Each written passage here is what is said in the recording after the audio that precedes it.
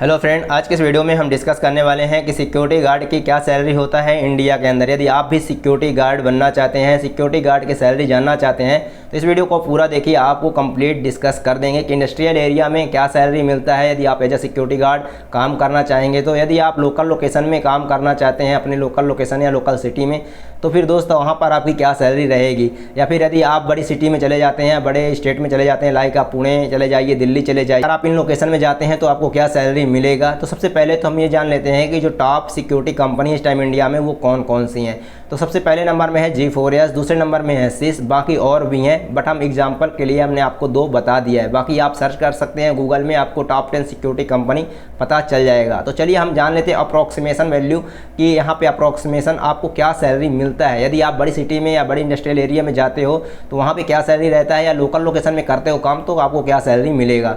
तो दोस्तों यदि आप लोकल लोकेशन में करते हो काम तो यहाँ पे आपको जो सैलरी मिलेगा वो 10,500 मिलेगा 12 घंटे का। 8 घंटा करते हो तो 6,000 रुपये मिलेगा। वैसे 8 घंटे काम मिलेगा नहीं आपको सिक्योरिटी गार्ड के रूप में यदि आप करना चाहते हैं। चाहे आप कोई भी सिक्योरिटी कंपनी उठा के देख लो, यदि आप लोकल लोकेशन में जाओगे तो आपको जो है 8,500 रुपये मिलेगा। और दोस्त यदि आप 12 घंटे करते हो 10,500 रुपये मिलेगा।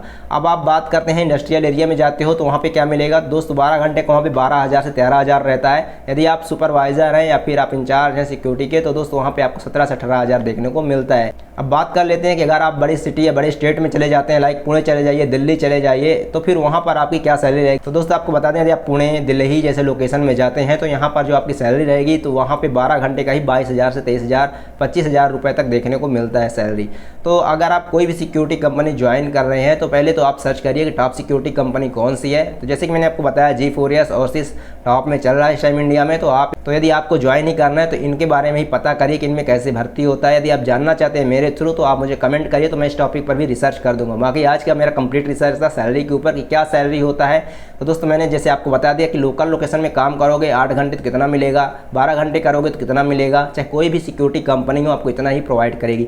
और यदि इंडस्ट्रियल एरिया में जाते हो तो आपको क्या सैलरी रहेगा। यदि आप जैसे पुणे दिल्ली लोकेशन में जाते हो तो क्या सैलरी रहेगा। अब दोस्त यहाँ पर भी ये है कि यदि आप G4S या सिस जैसी कंपनी ज्वाइन करते हो तो तब भी आपकी सैलरी जो है 22 से 25,000 रहती है। बाकी अनदर सिक्योरिटी कंपनी जो है उनके बारे में मुझे आइडिया नहीं है, आप बाकी जाकर वहाँ पर उस लोकेशन में पता कर सकते। बाकी आपको आइडिया इतना तो लग गया होगा दोस्त कि किन लोकेशन में कितना सैलरी रहता है। या सिक्योरिटी गार्ड यदि आप काम करना चाहते हैं, होम गार्ड यदि आप काम करेंगे तो वहाँ पे क्या सैलरी रहेगा। तो दोस्त आपको बता दें कि होम गार्ड के रूप में यदि आप काम करना चाहते हैं तो फिर आपका डिपेंड करता है सिक्योरिटी कंपनी कौन सी है। ठीक है, सिक्योरिटी कंपनी वो आपको कितना प्रोवाइड करती है। बाकी कितना भी कम प्रोवाइड करेगी 6,000 से 12,000 के बीच में ही आपको देखने को मिलेगा।